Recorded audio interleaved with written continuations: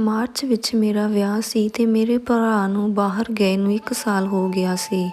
ਮੇਰੇ ਵਿਆਹ ਨੂੰ ਹਜੇ 6 ਮਹੀਨੇ ਪਏ ਸੀ ਕਿ ਹੁਣ ਤੋਂ ਹੀ ਮੇਰੀ ਭਾਬੀ ਤੇ ਮੰਮੀ ਨੇ ਖਰੀਦਦਾਰੀ ਕਰਨੀ ਸ਼ੁਰੂ ਕਰ ਦਿੱਤੀ ਸੀ। ਭਰਾ ਦੇ ਘਰ ਨਾ ਹੋਣ ਕਰਕੇ ਮੈਂ ਭਾਬੀ ਨਾਲ ਉਸਦੇ ਕਮਰੇ ਵਿੱਚ ਸੌ ਜਾਂਦੀ ਸੀ। ਭਾਬੀ ਦੇ ਕਮਰੇ ਵਿੱਚ 2 ਅਲਮਾਰੀਆਂ ਸੀ, ਇੱਕ ਵੱਡੀ ਤੇ ਇੱਕ ਛੋਟੀ। ਵੱਡੀ ਅਲਮਾਰੀ ਕੱਪੜਿਆਂ ਤੇ ਮੇਕਅਪ ਦੇ ਸਮਾਨ ਨਾਲ ਭਰੀ ਹੋਈ ਸੀ ਤੇ ਛੋਟੀ ਅਲਮਾਰੀ ਹਮੇਸ਼ਾ ਲੌਕ ਰਹਿੰਦੀ ਸੀ। ਮੈਂ ਜਦੋਂ ਵੀ ਭਾਬੀ ਨੂੰ ਪੁੱਛਦੀ ਕਿ ਇਸ ਵਿੱਚ ਕੀ ਆ ਤੇ ਉਹ ਕਹਿੰਦੇ ਕਿ ਕੁਝ ਜ਼ਰੂਰੀ ਕਾਗਜ਼ ਤੇ ਗਹਿਣੇ ਰੱਖੇ ਹੋਏ ਆ। ਰਾਤ ਨੂੰ ਅਸੀਂ ਦੋਨੋਂ ਨਨਾਣ ਭਰਜਾਈ ਬਹੁਤ ਸਾਰੀਆਂ ਗੱਲਾਂ ਕਰਦੀਆਂ ਤੇ ਕਦੀ-ਕਦੀ ਭਰਾ ਦਾ ਫੋਨ ਆ ਜਾਂਦਾ ਤਾਂ ਭਾਬੀ ਉੱਠ ਕੇ ਦੂਜੇ ਕਮਰੇ ਵਿੱਚ ਚਲੇ ਜਾਂਦੇ ਤੇ ਕਈ ਘੰਟੇ ਗੱਲਾਂ ਕਰਦੇ ਰਹਿੰਦੇ ਤੇ ਇੱਧਰ ਮੈਂ ਵੀ ਆਪਣੇ ਮੰਗੇਤਰ ਰਾਜਵੀਰ ਨਾਲ ਗੱਲ ਕਰਨ ਲੱਗ ਜਾਂਦੀ। ਇਸ ਤਰ੍ਹਾਂ ਹੀ 4 ਮਹੀਨੇ ਲੰਘ ਗਏ ਤੇ ਭਰਾ ਦੇ ਆਉਣ ਨੂੰ 1 ਮਹੀਨਾ ਰਹਿ ਗਿਆ ਸੀ। ਇੱਕ ਦਿਨ ਰਾਤ ਨੂੰ 2 ਵਜੇ ਮੇਰੀ ਅੱਖ ਖੁੱਲ੍ਹੀ ਤਾਂ ਭਾਬੀ ਕਮਰੇ ਵਿੱਚ ਨਹੀਂ ਸੀ। ਮੈਨੂੰ ਲੱਗਿਆ ਕਿ ਫੋਨ ਆਇਆ ਹੋਣਾ, ਪਰ ਫੋਨ ਤਾਂ ਬੈੱਡ ਤੇ ਪਿਆ ਹੋਇਆ ਸੀ। ਮੈਂ ਬਾਹਰ ਨਿਕਲ ਕੇ ਦੇਖਿਆ ਤਾਂ ਭਾਬੀ ਬਾਥਰੂਮ ਵਿੱਚ ਉਲਟੀਆਂ ਕਰ ਰਹੇ ਸੀ। ਮੈਂ ਪੁੱਛਿਆ, ਕੀ ਹੋਇਆ ਭਾਬੀ, ਠੀਕ ਤਾਂ ਹੋ? ਭਾਬੀ ਨੇ ਕਿਹਾ, ਕੱਲ੍ਹ ਸ਼ਹਿਰ ਕੁਝ ਉਲਟਾ ਸਿੱਧਾ ਖਾਣ ਕਰਕੇ ਪੇਟ ਖਰਾਬ ਹੋ ਗਿਆ, ਜਿਸ ਕਰਕੇ ਉਲਟੀਆਂ ਆ ਰਹੀਆਂ। ਹੁਣ ਦਵਾਈ ਲਈ ਹੈ ਤੇ ਕੁਝ ਠੀਕ ਲੱਗ ਰਿਹਾ। ਅਗਲੇ ਦਿਨ ਭਾਬੀ ਇਕੱਲੇ ਸ਼ਹਿਰ ਨੂੰ ਚਲੇ ਗਏ, ਮੰਮੀ ਨੂੰ ਨਾਲ ਨਹੀਂ ਲੈ ਕੇ ਗਏ। ਮੈਂ ਭਾਬੀ ਦੇ ਕਮਰੇ ਵਿੱਚ ਸੌਂਦੀ ਸੀ, ਇਸ ਲਈ ਕਮਰੇ ਨੂੰ ਕਦੀ ਲੌਕ ਨਹੀਂ ਕਰਦੇ ਸੀ। ਕੰਮ ਕਰਕੇ ਮੈਂ ਕਮਰੇ ਵਿੱਚ ਚਲੀ ਗਈ ਤੇ ਮੇਰਾ ਛੋਟੀ ਅਲਮਾਰੀ ਖੋਲ੍ਹ ਕੇ ਦੇਖਣ ਨੂੰ ਮਨ ਕਰ ਰਿਹਾ ਸੀ, ਪਰ ਭਾਬੀ ਨੇ ਚਾਬੀਆਂ ਲੁਕੋ ਕੇ ਰੱਖੀਆਂ ਸੀ। ਮੈਂ ਸਾਰੇ ਪਾਸੇ ਚਾਬੀਆਂ ਲੱਭਣ ਲੱਗ ਗਈ ਤਾਂ ਦੂਜੀ ਅਲਮਾਰੀ ਵਿੱਚੋਂ ਕੱਪੜਿਆਂ ਦੇ ਥੱਲੋਂ ਮੈਨੂੰ ਚਾਬੀਆਂ ਮਿਲ ਗਈਆਂ। ਮੈਂ ਖੋਲ੍ਹ ਕੇ ਦੇਖਿਆ ਤਾਂ ਵਿੱਚ ਗਹਿਣੇ ਤੇ ਕੁਝ ਕਾਗਜ਼ ਪਏ ਸੀ ਤੇ ਨਾਲ ਹੀ ਕੁਝ ਦਵਾਈਆਂ ਵੀ ਪਈਆਂ ਸੀ, ਜਿਨ੍ਹਾਂ ਦੀ ਮੈਂ ਫੋਨ ਵਿੱਚ ਫੋਟੋ ਖਿੱਚ ਲਈ ਤੇ ਅਲਮਾਰੀ ਬੰਦ ਕਰਕੇ ਚਾਬੀਆਂ ਉੱਥੇ ਹੀ ਰੱਖ ਦਿੱਤੀਆਂ। ਉਹਨਾਂ ਦਵਾਈਆਂ ਵਿੱਚੋਂ ਕੁਝ ਕੁ ਬਾਰੇ ਤਾਂ ਮੈਨੂੰ ਪਤਾ ਸੀ। 3 ਸਾਲ ਪਹਿਲਾਂ ਜਦੋਂ ਮੈਂ ਕਾਲਜ ਵਿੱਚ ਸੀ, ਉਦੋਂ ਮੇਰੇ ਤੋਂ ਗਲਤੀ ਹੋ ਗਈ ਸੀ ਤੇ ਮੈਂ ਪ੍ਰੈਗਨੈਂਟ ਹੋ ਗਈ ਸੀ ਤੇ ਮੇਰੇ ਬॉयਫ੍ਰੈਂਡ ਨੇ ਮੇਰਾ ਸਾਥ ਦੇਣ ਦੀ ਬਜਾਏ ਮੈਨੂੰ ਛੱਡ ਦਿੱਤਾ ਸੀ। ਫਿਰ ਮੈਂ ਭਾਬੀ ਨੂੰ ਸਾਰਾ ਕੁਝ ਦੱਸ ਦਿੱਤਾ ਸੀ। ਭਾਬੀ ਨੇ ਮੇਰਾ ਬਹੁਤ ਸਾਥ ਦਿੱਤਾ ਸੀ ਤੇ ਮੈਨੂੰ ਕੁਝ ਅਜਿਹੀਆਂ ਦਵਾਈਆਂ ਲਿਆ ਕੇ ਦਿੱਤੀਆਂ ਸੀ ਜਿਨ੍ਹਾਂ ਨਾਲ ਮੈਂ ਠੀਕ ਹੋ ਗਈ ਸੀ। ਇਸ ਗੱਲ ਨੂੰ 3 ਸਾਲ ਹੋ ਗਏ ਨੇ, ਪਰ ਭਾਬੀ ਨੇ ਅੱਜ ਤੱਕ ਘਰ ਵਿੱਚ ਕਿਸੇ ਨੂੰ ਵੀ ਮੇਰੀ ਇਸ ਗਲਤੀ ਬਾਰੇ ਨਹੀਂ ਦੱਸਿਆ। ਫਿਰ ਮੈਂ ਗੂਗਲ 'ਤੇ ਸਰਚ ਕਰਕੇ ਦਵਾਈਆਂ ਨੂੰ ਦੇਖਿਆ ਤਾਂ ਪਤਾ ਲੱਗਿਆ ਕਿ ਇਹ 2 ਤੋਂ 3 ਮਹੀਨੇ ਦਾ ਬੱਚਾ ਗਰਾਉਣ ਲਈ ਵਰਤੀਆਂ ਜਾਂਦੀਆਂ। ਫਿਰ ਮੈਂ ਡਸਟਬਿਨ ਵਿੱਚ ਚੈੱਕ ਕੀਤਾ ਤਾਂ ਉਸ ਵਿੱਚ ਦਵਾਈਆਂ ਦੇ ਕੁਝ ਖਾਲੀ ਰੈਪਰ ਪਏ ਸੀ। ਤਾਂ ਮੈਂ ਪਰੇਸ਼ਾਨ ਹੋ ਕੇ ਭਾਬੀ ਬਾਰੇ ਗਲਤ ਸੋਚਣ ਲੱਗ ਗਈ ਕਿ ਕਿਤੇ ਭਾਬੀ ਪ੍ਰੈਗਨੈਂਟ ਤਾਂ ਨਹੀਂ। ਮੈਨੂੰ ਤਾਂ ਬਿਲਕੁਲ ਯਕੀਨ ਨਹੀਂ ਹੋ ਰਿਹਾ ਸੀ। ਭਰਾ ਨੂੰ ਬਾਹਰ ਗਏ 1.5 ਸਾਲ ਹੋ ਗਿਆ ਸੀ। ਇਸ ਵਿੱਚ ਭਾਬੀ ਇੱਕ ਵਾਰ ਵੀ ਆਪਣੇ ਮਾਇਕੇ ਨਹੀਂ ਗਈ ਸੀ ਤੇ ਘਰ ਵਿੱਚ ਮੇਰੇ ਛੋਟੇ ਭਰਾ ਤੋਂ ਇਲਾਵਾ ਹੋਰ ਕੋਈ ਬੰਦਾ ਨਹੀਂ ਸੀ ਜੋ ਕਿ 15 ਸਾਲ ਦਾ ਸੀ। ਸ਼ਾਮ ਤੱਕ ਭਾਬੀ ਸ਼ਹਿਰ ਤੋਂ ਸਮਾਨ ਲੈ ਕੇ ਵਾਪਸ ਆਈ ਤੇ ਬਹੁਤ ਥੱਕੀ ਹੋਈ ਲੱਗ ਰਹੀ ਸੀ।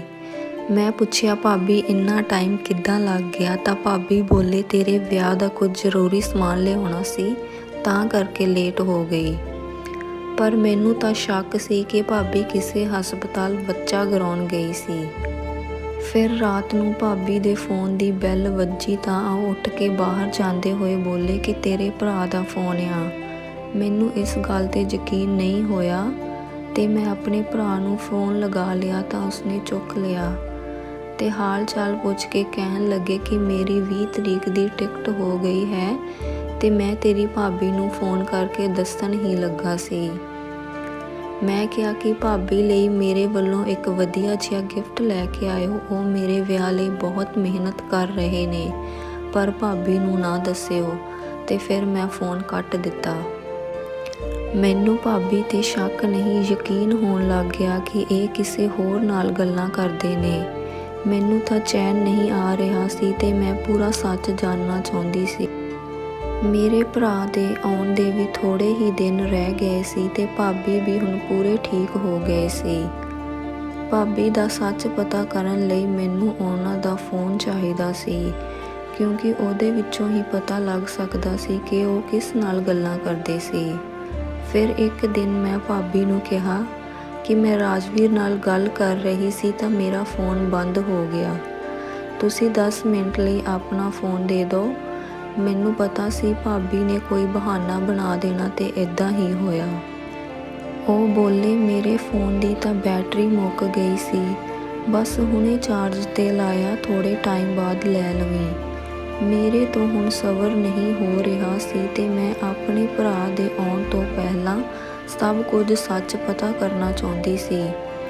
ਅੱਜ ਮੇਰੀ ਭਾਬੀ ਤੇ ਮੰਮੀ ਬਾਜ਼ਾਰ ਗਏ ਹੋਏ ਸੀ ਤੇ ਮੈਂ ਫਿਰ ਤੋਂ ਛੋਟੀ ਅਲਮਾਰੀ ਖੋਲ੍ਹ ਕੇ ਸਭ ਕੁਝ ਚੰਗੀ ਤਰ੍ਹਾਂ ਦੇਖਣ ਲੱਗੀ ਤਾਂ ਫਾਈਲਾਂ ਦੇ ਨੀਚੇ ਇੱਕ ਫੋਟੋ ਪਈ ਸੀ, ਜਿਸ ਨੂੰ ਦੇਖ ਕੇ ਮੇਰੇ ਹੋਸ਼ ਉੱਡ ਗਏ। ਇਹ ਮੇਰੇ ਮੰਗੇਤਰ ਰਾਜਵੀਰ ਤੇ ਭਾਬੀ ਦੀ ਫੋਟੋ ਸੀ। ਇਹ ਦੇਖ ਕੇ ਮੈਂ ਹੈਰਾਨ ਰਹਿ ਗਈ ਕਿ ਮੇਰੇ ਭਰਾ ਨਾਲ ਬਹੁਤ ਵੱਡਾ ਧੋਖਾ ਹੋ ਰਿਹਾ ਤੇ ਮੇਰੇ ਨਾਲ ਵੀ। ਜਿਸ ਮੁੰਡੇ ਨਾਲ ਮੇਰਾ ਵਿਆਹ ਹੋਣ ਵਾਲਾ ਸੀ ਉਹੀ ਭਾਬੀ ਦਾ ਆਸ਼ਿਕ ਸੀ ਤੇ ਭਾਬੀ ਉਸ ਨਾਲ ਹੀ ਰਾਤ ਨੂੰ ਗੱਲਾਂ ਕਰਦੀ ਸੀ। ਇਹ ਸਭ ਸੋਚ ਕੇ ਮੇਰੇ ਤਾਂ ਗੱਲਾਂ ਆਪੇ ਤੋਂ ਬਾਹਰ ਹੋ ਗਈਆਂ। ਮੈਨੂੰ ਲੱਗਿਆ ਕਿ ਘਰ ਵਿੱਚ ਸਾਰਿਆਂ ਨੂੰ ਦੱਸ ਦੇਣਾ ਚਾਹੀਦਾ ਤਾਂ ਕਿ ਮੇਰੀ ਜ਼ਿੰਦਗੀ ਬਰਬਾਦ ਹੋਣ ਤੋਂ ਬਚ ਜਾਵੇ ਤੇ ਮੇਰੇ ਭਰਾ ਨੂੰ ਵੀ ਇਸ ਤੋਂ ਛੁਟਕਾਰਾ ਮਿਲ ਜਾਊਗਾ। ਫਿਰ ਮੈਂ ਉਸ ਫੋਟੋ ਦੀ ਫੋਟੋ ਆਪਣੇ ਫੋਨ ਵਿੱਚ ਖਿੱਚ ਲਈ ਤੇ ਅਲਮਾਰੀ ਬੰਦ ਕਰ ਦਿੱਤੀ ਤੇ ਸੋਚਿਆ ਕਿ ਭਰਾ ਨੂੰ ਫੋਟੋ ਸੈਂਡ ਕਰ ਦਿੰਦੀ ਹਾਂ, ਪਰ ਫਿਰ ਰੁਕ ਗਈ ਕਿ ਉਸਦੇ ਆਉਣ ਤੇ ਸਾਹਮਣੇ ਬੈਠ ਕੇ ਹੀ ਗੱਲ ਕਰਾਂਗੇ। ਮੇਰੇ ਤੋਂ ਇਹ ਗੱਲ ਬਰਦਾਸ਼ਤ ਨਹੀਂ ਹੋ ਰਹੀ ਸੀ। ਮੇਰਾ ਰਿਸ਼ਤਾ ਵੀ ਭਾਬੀ ਨੇ ਹੀ ਕਰਵਾਇਆ ਸੀ, ਆਪਣੀ ਕਿਸੇ ਦੂਰ ਦੀ ਰਿਸ਼ਤੇਦਾਰੀ 'ਚ। ਰਾਜਵੀਰ ਭਾਬੀ ਦਾ ਬॉयਫ੍ਰੈਂਡ ਹੋਣਾ, ਜਿਹਦੇ ਨਾਲ ਭਾਬੀ ਦਾ ਵਿਆਹ ਨਹੀਂ ਹੋ ਸਕਿਆ ਤੇ ਆਪਣੇ ਇਸ ਅਫੇਅਰ ਨੂੰ ਕਾਇਮ ਰੱਖਣ ਲਈ ਮੇਰਾ ਰਿਸ਼ਤਾ ਕਰਵਾ ਦਿੱਤਾ ਤਾਂ ਕਿ ਦੋਨਾਂ 'ਤੇ ਸ਼ੱਕ ਨਾ ਹੋਵੇ। ਮੈਂ ਹੁਣ ਕਿਸੇ ਵੀ ਤਰ੍ਹਾਂ ਰਾਜਵੀਰ ਵਰਗੇ ਧੋਖੇਬਾਜ਼ ਨਾਲ ਗੱਲ ਨਹੀਂ ਕਰ ਸਕਦੀ ਸੀ ਤੇ ਆਪਣਾ ਫੋਨ ਬੰਦ ਕਰ ਦਿੱਤਾ। ਭਾਬੀ ਜਦੋਂ ਸ਼ਾਮ ਨੂੰ ਬਾਜ਼ਾਰ ਤੋਂ ਵਾਪਸ ਆਏ ਤਾਂ ਕਹਿਣ ਲੱਗੇ, ਦੇਖ ਤੇਰੇ ਲਈ ਨਵਾਂ ਸੂਟ ਲੈ ਕੇ ਆਈ ਹਾਂ, ਤੈਨੂੰ ਪਸੰਦ ਆ? ਮੈਂ ਬਿਨਾਂ ਕੋਈ ਜਵਾਬ ਦਿੱਤੇ ਗੁੱਸੇ ਵਿੱਚ ਉੱਠ ਕੇ ਕਿਚਨ ਵਿੱਚ ਆ ਗਈ। ਭਾਬੀ ਵੀ ਮੇਰੇ ਪਿੱਛੇ ਆ ਗਈ ਤੇ ਬੋਲੀ ਕਿ ਤੇਰਾ ਫੋਨ ਬੰਦ ਕਿਉਂ ਆ ਰਿਹਾ? ਰਾਜਵੀਰ ਮੈਨੂੰ ਫੋਨ ਕਰ ਰਿਹਾ ਸੀ। ਮੇਰੇ ਤੋਂ ਗੁੱਸੇ ਤੇ ਕਾਬੂ ਨਾ ਰੱਖਿਆ ਗਿਆ ਤੇ ਮੈਂ ਆਪਣਾ ਫੋਨ ਔਨ ਕਰਕੇ ਅਲਮਾਰੀ ਵਾਲੀ ਫੋਟੋ ਭਾਬੀ ਸਾਹਮਣੇ ਕਰ ਦਿੱਤੀ ਤੇ ਕਿਹਾ ਕਿ ਕੱਲ੍ਹ ਨੂੰ ਭਰਾ ਨੂੰ ਆ ਲੈਣ ਦੇਵੋ, ਫਿਰ ਤੁਹਾਡੀਆਂ ਦੋਨਾਂ ਦੀਆਂ ਆਸ਼ਕੀਆਂ ਦਾ ਭਾਂਡਾ ਤਾਂ ਮੈਂ ਸਾਰਿਆਂ ਅੱਗੇ ਖੋਲੂੰਗੀ। ਕਿਸੇ ਅੱਗੇ ਮੂੰਹ ਦਿਖਾਉਣ ਲਾਇਕ ਨਹੀਂ ਰਹਿਣਾ ਤੁਸੀਂ। ਇਹ ਸੁਣ ਕੇ ਭਾਬੀ ਦਾ ਰੰਗ ਉੱਡ ਗਿਆ ਤੇ ਮੈਂ ਵਾਪਸ ਕਮਰੇ ਵਿੱਚ ਆ ਗਈ।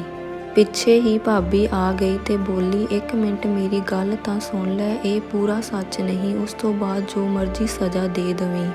ਰਾਜਵੀਰ ਤੇ ਮੈਂ ਬਚਪਨ ਦੇ ਦੋਸਤ ਹਾਂ ਤੇ ਇਕੱਠੇ ਸਕੂਲ ਵਿੱਚ ਪੜ੍ਹਦੇ ਸੀ ਤੇ ਇੱਕ ਦੂਜੇ ਨੂੰ ਪਸੰਦ ਵੀ ਕਰਦੇ ਸੀ, ਪਰ ਸਾਡਾ ਵਿਆਹ ਨਹੀਂ ਹੋ ਸਕਿਆ ਤੇ 3 ਸਾਲ ਪਹਿਲਾਂ ਮੇਰਾ ਵਿਆਹ ਤੇਰੇ ਭਰਾ ਨਾਲ ਹੋ ਗਿਆ ਤੇ ਉਸ ਤੋਂ ਬਾਅਦ ਅਸੀਂ ਇੱਕ ਦੂਜੇ ਨਾਲ ਕਦੇ ਗੱਲ ਨਹੀਂ ਕੀਤੀ। 1 ਸਾਲ ਪਹਿਲਾਂ ਹੀ ਉਹ ਮੈਨੂੰ ਅਚਾਨਕ ਬਾਜ਼ਾਰ ਵਿੱਚ ਮਿਲਿਆ ਤਾਂ ਪਤਾ ਲੱਗਿਆ ਕਿ ਹਜੇ ਉਸਦਾ ਵਿਆਹ ਨਹੀਂ ਹੋਇਆ ਤੇ ਉਹ ਵਿਆਹ ਲਈ ਕੋਈ ਵਧੀਆ ਕੁੜੀ ਲੱਭ ਰਿਹਾ ਸੀ। ਫਿਰ ਮੈਂ ਉਸ ਨਾਲ ਤੇਰੇ ਬਾਰੇ ਗੱਲ ਕੀਤੀ ਤੇ ਉਸਦਾ ਪਰਿਵਾਰ ਵੀ ਰਿਸ਼ਤੇ ਲਈ ਮੰਨ ਗਿਆ। ਇਹ ਸੁਣ ਕੇ ਮੇਰਾ ਗੁੱਸਾ ਸ਼ਾਂਤ ਨਹੀਂ ਹੋਇਆ ਤੇ ਮੈਂ ਕਿਹਾ ਕਿ ਮੇਰਾ ਰਿਸ਼ਤਾ ਤੁਸੀਂ ਇਸ ਲਈ ਕਰਵਾਇਆ ਤਾਂ ਕਿ ਤੁਹਾਡੀਆਂ ਆਸ਼ਕੀਆਂ ਦਾ ਕਿਸੇ ਨੂੰ ਪਤਾ ਨਾ ਲੱਗੇ। ਤੁਹਾਡੇ ਕੋਲੋਂ ਤਾਂ ਮੇਰੇ ਵਿਆਹ ਤੱਕ ਵੀ ਰੁਕਿਆ ਨਹੀਂ ਗਿਆ ਤੇ ਪਹਿਲਾਂ ਹੀ ਪ੍ਰੈਗਨੈਂਟ ਹੋ ਗਈ ਤੇ ਅਲਮਾਰੀ ਵਿੱਚੋਂ ਮੈਨੂੰ ਬੱਚਾ ਗਿਰਾਉਣ ਵਾਲੀ ਦਵਾਈ ਵੀ ਮਿਲੀ। ਮੇਰੇ ਫੋਨ ਵਿੱਚ ਉਸ ਦੀ ਫੋਟੋ ਵੀ ਹੈ, ਇਹ ਦੇਖੋ। ਭਾਬੀ ਬੋਲੀ, ਇਹ ਤੂੰ ਕਿੱਦਾਂ ਦੀਆਂ ਬਕਵਾਸ ਗੱਲਾਂ ਕਰ ਰਹੀ ਹੈ? ਇਹ ਦਵਾਈ 3 ਸਾਲ ਪੁਰਾਣੀ ਹੈ, ਡੇਟ ਤਾਂ ਚੈੱਕ ਕਰ ਲੈਂਦੀ। ਮੈਂ ਅਲਮਾਰੀ ਵਿੱਚ ਲੁਕੋ ਕੇ ਰੱਖ ਦਿੱਤੀ ਸੀ ਤਾਂ ਕਿ ਜੇ ਦੁਬਾਰਾ ਲੋੜ ਪਵੇ ਤਾਂ ਮੈਨੂੰ ਬਾਹਰ ਨਾ ਜਾਣਾ ਪਵੇ। ਮੈਂ ਡੇਟ ਜ਼ੂਮ ਕਰਕੇ ਦੇਖੀ ਤਾਂ ਉਹ ਸੱਚੀ ਮੇਰੀ ਹੀ ਪੁਰਾਣੀ ਦਵਾਈ ਸੀ। ਮੈਂ ਕਿਹਾ, ਉਸ ਦਿਨ ਤੁਸੀਂ ਉਲਟੀਆਂ ਕਰ ਰਹੇ ਸੀ ਤੇ ਬਾਹਰ ਦਵਾਈਆਂ ਦੇ ਖਾਲੀ ਰੈਪਰ ਵੀ ਮਿਲੇ ਸੀ। ਤਾਂ ਭਾਬੀ ਬੋਲੀ ਕਿ ਉਹ ਪੇਟ ਦਰਦ ਦੀ ਦਵਾਈ ਸੀ, ਜੇ ਰੈਪਰ ਹੈਗਾ ਤਾਂ ਸਰਚ ਕਰਕੇ ਚੈੱਕ ਕਰ ਲਾ। ਤਾਂ ਸੱਚੀ ਉਹ ਪੇਟ ਦਰਦ ਦੀ ਹੀ ਦਵਾਈ ਸੀ। ਮੈਂ ਥੋੜ੍ਹੀ ਸ਼ਰਮਿੰਦੀ ਮਹਿਸੂਸ ਕਰ ਰਹੀ ਸੀ। ਫਿਰ ਮੈਂ ਉਹਨਾਂ ਦੀ ਫੋਟੋ ਬਾਰੇ ਪੁੱਛਿਆ ਤਾਂ ਭਾਬੀ ਬੋਲੀ ਕਿ ਉਹ ਮੇਰੀ ਤੇ ਰਾਜਵੀਰ ਦੀ ਹੀ ਫੋਟੋ ਹੈ। ਜਦੋਂ ਕਾਲਜ ਦੇ ਆਖਰੀ ਦਿਨ ਅਸੀਂ ਅਲੱਗ ਹੋਏ ਸੀ ਤੇ ਤੇਰੇ ਰਿਸ਼ਤੇ ਦੇ ਟਾਈਮ ਮੈਂ ਤੇਰੇ ਭਰਾ ਨੂੰ ਇਹੀ ਆਪਣੇ ਨਾਲ ਵਾਲੀ ਹੀ ਰਾਜਵੀਰ ਦੀ ਫੋਟੋ ਦਿਖਾਈ ਸੀ ਤੇ ਮੈਂ ਆਪਣੇ ਵਿਆਹ ਤੋਂ ਪਹਿਲਾਂ ਹੀ ਤੇਰੇ ਭਰਾ ਨੂੰ ਰਾਜਵੀਰ ਬਾਰੇ ਸਾਰਾ ਕੁਝ ਦੱਸ ਦਿੱਤਾ ਸੀ। ਰਾਜਵੀਰ ਬਹੁਤ ਚੰਗਾ ਮੁੰਡਾ ਹੈ ਤੇ ਮੇਰੇ ਵਿਆਹ ਤੋਂ ਬਾਅਦ ਉਸ ਨੇ ਇੱਕ ਵਾਰ ਵੀ ਮੈਨੂੰ ਮਿਲਣ ਦੀ ਕੋਸ਼ਿਸ਼ ਨਹੀਂ ਕੀਤੀ ਤੇ ਹੁਣ ਮੈਨੂੰ ਸਿਰਫ ਆਪਣੀ ਇੱਕ ਚੰਗੀ ਦੋਸਤ ਸਮਝਦਾ ਹੈ। ਮੇਰਾ ਇੱਕ ਆਖਰੀ ਸਵਾਲ ਬਾਕੀ ਸੀ ਕਿ ਉਸ ਦਿਨ ਤੁਸੀਂ ਮੇਰੇ ਭਰਾ ਨਾਲ ਗੱਲ ਨਹੀਂ ਕਰ ਰਹੇ ਸੀ। ਜਦੋਂ ਮੈਂ ਉਹਨਾਂ ਨੂੰ ਫੋਨ ਕੀਤਾ ਸੀ ਤਾਂ ਉਹਨਾਂ ਨੇ 1 ਮਿੰਟ ਵਿੱਚ ਚੁੱਕ ਲਿਆ ਸੀ। ਇਹ ਸੁਣ ਕੇ ਭਾਬੀ ਹੱਸਣ ਲੱਗ ਗਈ ਤੇ ਬੋਲੀ, ਮੈਂ ਤੇਰੇ ਭਰਾ ਨਾਲ ਹੀ ਗੱਲ ਕਰ ਰਹੀ ਸੀ। ਜਦੋਂ ਤੂੰ ਫੋਨ ਕੀਤਾ ਤਾਂ ਮੈਂ ਚੁੱਪ ਕਰ ਗਈ ਸੀ ਤੇ ਜਦੋਂ ਤੂੰ ਉਹਨਾਂ ਨੂੰ ਮੇਰੇ ਲਈ ਗਿਫਟ ਲੈ ਕੇ ਆਉਣ ਲਈ ਕਹਿ ਰਹੀ ਸੀ ਤਾਂ ਮੈਂ ਲਾਈਨ 'ਤੇ ਹੀ ਸੀ। ਜੇ ਨਹੀਂ ਯਕੀਨ ਤਾਂ ਆਪਣੇ ਭਰਾ ਨੂੰ ਫੋਨ ਕਰਕੇ ਪੁੱਛ ਲਾ। ਇਹ ਸਭ ਸੁਣ ਕੇ ਮੈਂ ਬਹੁਤ ਸ਼ਰਮਿੰਦਾ ਮਹਿਸੂਸ ਕਰ ਰਹੀ ਸੀ ਤੇ ਭਾਬੀ ਨਾਲ ਨਜ਼ਰਾਂ ਵੀ ਨਹੀਂ ਮਿਲਾ ਰਹੀ ਸੀ ਕਿ ਮੈਂ ਉਹਨਾਂ ਬਾਰੇ ਕਿੰਨਾ ਗਲਤ ਸੋਚਿਆ। ਮੈਨੂੰ ਆਪਣੀ ਗਲਤੀ ਦਾ ਅਹਿਸਾਸ ਹੋ ਗਿਆ ਸੀ ਤੇ ਮੈਂ ਉਹਨਾਂ ਤੋਂ ਮਾਫ਼ੀ ਮੰਗੀ। ਭਾਬੀ ਨੇ ਮੈਨੂੰ ਗਲ ਨਾਲ ਲਾ ਲਿਆ ਤੇ ਬੋਲੀ ਕਿ ਰਾਜਵੀਰ ਨਾਲ ਗੱਲ ਕਰ ਲਾ, ਉਹ ਪਰੇਸ਼ਾਨ ਹੋ ਰਿਹਾ ਹੋਣਾ। ਕਈ ਵਾਰ ਅੱਖੀਂ ਦੇਖਿਆ ਵੀ ਸੱਚ ਨਹੀਂ ਹੁੰਦਾ। ਬਿਨਾਂ ਕਿਸੇ ਦੀ ਗੱਲਬਾਤ ਸੁਣੇ ਕਦੇ ਕੋਈ ਫੈਸਲਾ ਨਹੀਂ ਲੈਣਾ ਚਾਹੀਦਾ ਤੇ ਸ਼ੱਕ ਨੂੰ ਦੂਰ ਕਰਨ ਲਈ ਬੰਦੇ ਨਾਲ ਸਿੱਧੀ ਗੱਲ ਕਰ ਲੈਣੀ ਚਾਹੀਦੀ। ਧੰਨਵਾਦ।